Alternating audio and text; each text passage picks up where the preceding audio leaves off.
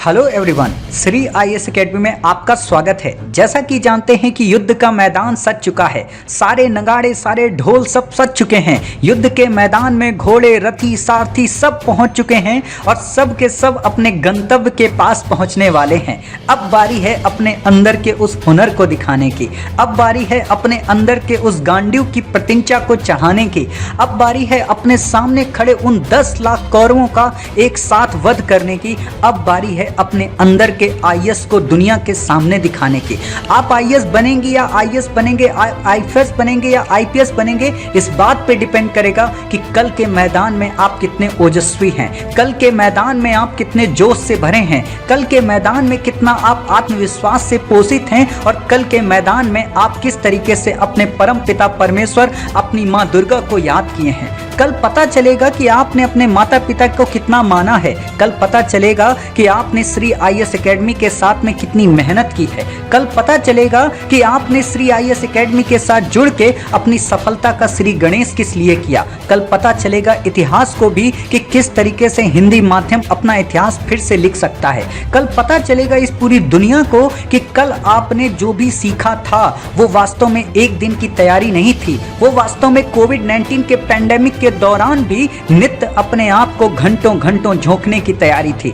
जब कोई सोना बाबू के साथ बेहतरीन से बेहतरीन सप्तों से अपनी जिंदगी गुजार रहा था, तब आप अपने आप को पढ़ाई में झोंके हुए थे। तब आपने अपने मस्तिष्क को झुकाकर अपनी किताबों को अपने अंदर अंतर्ग्रंथित किया था। अब बारी है उन अंदर छिपे हुए उस ब्रह्मास्त्र को दुनिया के सामने दिखाने की। और आपका ये गांडीव, आपका ये रथ, आपके ऊपर परम पिता परमेश्वर की अनुकंपा आपको सफलता की ओर ले जाएगी। आपको ले जाएगी श्री आईएएस एकेडमी आपके उस सपने की ओर जो आपने बचपन में देखा था। ले जाएगी आपको उस युद्ध स्थल से लाखों कोसों दूर जहां आपकी सफलता का अनावरण होगा। तो इसलिए इन कौरवों की भीड़ से मत डरना। इन कौरवों की भीड़ आपका कुछ नहीं बिगाड़ पाएगी। ये दुनिया भर के संस्थान आपका कुछ भी नहीं बिगाड़ पाएंगे और इंग्लिश मीडियम की तो आपके सामने कोई औकात ही नहीं टिकती। आप 60+ करके आओगे, 60+ ही करोगे और 60+ ही जाओगे। आपको मेरिट देखने की भी जरूरत नहीं पड़ेगी, क्योंकि कल का जो प्रश्न पत्र होगा वो आपके अनुकूल होगा। कल के जो प्रश्न होंगे वो आपकी तैयारी से संबद्ध होंगे। कल की जितनी लैंग्वेज होगी वो आपको पता होगी। कल का जो ज्ञान होगा वो भी आपको पता होगा। जहां ज्ञान के माध्यम से लोगों के शस्त्र थकने लगेंगे, वहां आप ट्रिक्स और टैक्टिक्स के अश्वमेध यज्ञ से विजय की पताका फहराएंगे।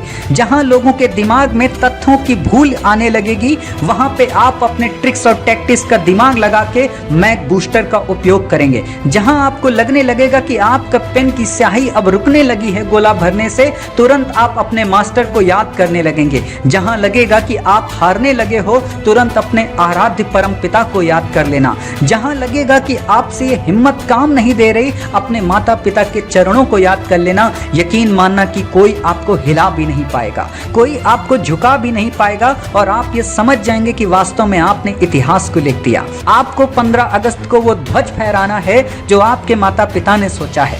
आपको उस ध्वज को फहरा के आजादी की 75वीं वर्षगांठ मना के आजादी के उन सभी राष्ट्रीय आंदोलन के नेताओं को, उन सभी राष्ट्रीय कर्मयोगियों को, उन सभी क्रांतिकारियों को सत नमन करना है, क्योंकि उन्होंने यही सोचा था कि नए भारत का निर्माण आप जैसे कर्मयोगी और कर्मयोगिनी करें। उन्होंने सोचा था कि कोई प्रीलिम क्रैक करके यूपीएससी के मस्तिष्क में जाके अपनी ध्वज की पताका को लहराए। उन्होंने सोचा था कि आप अपने मस्तिष्क पे शेर का एम्बलम धारण करें और ये आप करेंगे और करके ही रहेंगे। दुनिया में आपको कोई नहीं रोक पाएगा, क्योंकि इस बार आपके साथ परम पिता है, इस बार आपके साथ आपके माता पिता है, इस बार आपके साथ आपका गुरु है, इस बार आपके साथ आपका मास्टर है, इस बार आप स्वयं अपने साथ हैं। आपसे बातें सुबह से करने के बाद, आपसे मोटिवेशन मिलने के बाद मैंने एक चीज कॉमन देखी कि किसी के चेहरे पे कोई सिकन नहीं थी, किसी के चेहरे पे कोई रेखाओं की ऐसी सिकन नहीं थी कि जैसे वो कल किसी युद्ध में ना जा रहा हो, बल्कि कल अपनी जीत का जश्न मना रहा हो। और आप ये करके रहेंगे, इसलिए हिम्मत मत हारिएगा। अंतिम सांस तक अपने आप को खड़ा रखना है, अंतिम सांस तक अपने आप को वहां पे लड़ा कर रखना है, ताकि आप विजय की पताका को लहरा सकें। आप अपनी अंदर छिपी हुई अद्भुत ज्ञान को दुनिया के समक्ष ला सकें और दुनिया को ये बता सकें कि सच में आप कितने श्रेष्ठ हैं, सच में आप कितने महान हैं। आपके पिता ने जो आपकी परवरिश की है वो सच में कितनी बेहतरीन है, आपकी माता ने आपकी जो परवरिश की है वो सच में कितनी अच्छी है। आप गांव से दूर रह के, शहर से दूर रह के, भोजन से दूर रह के, नींद से दूर रह के, दुनिया के अराजक तत्वों से दूर रह के अपने आप को बेहतरीन बनाए हो।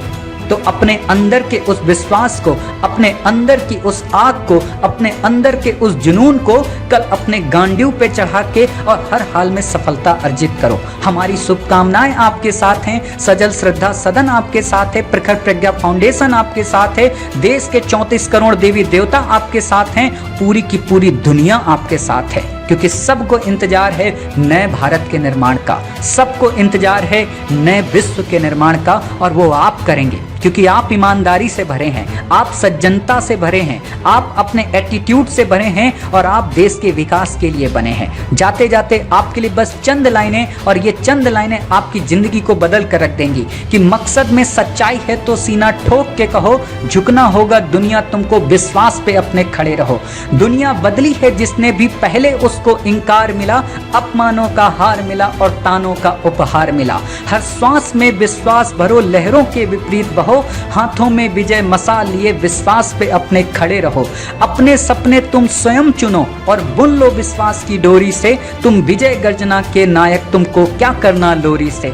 तुम स्वयं सिद्ध इस जीवन के उन्मुक्त गगन में उड़े चलो, आरंभ आज से नवयुग का, विश्वास पे अपने खड़े रहो, अड़े रहो, खड़े रहो। जय हिंद, जय भारत, वंदे मातरम, भारत माता की जय, कांग्रेचुलेसन एंड बहुत बहुत शुभकामनाएं, बेस्ट ऑफ लक, बेस्ट विशेष सभी देवी देवताओं और सभी जितने गुरुजन हैं उनकी ओर से जय हिंद।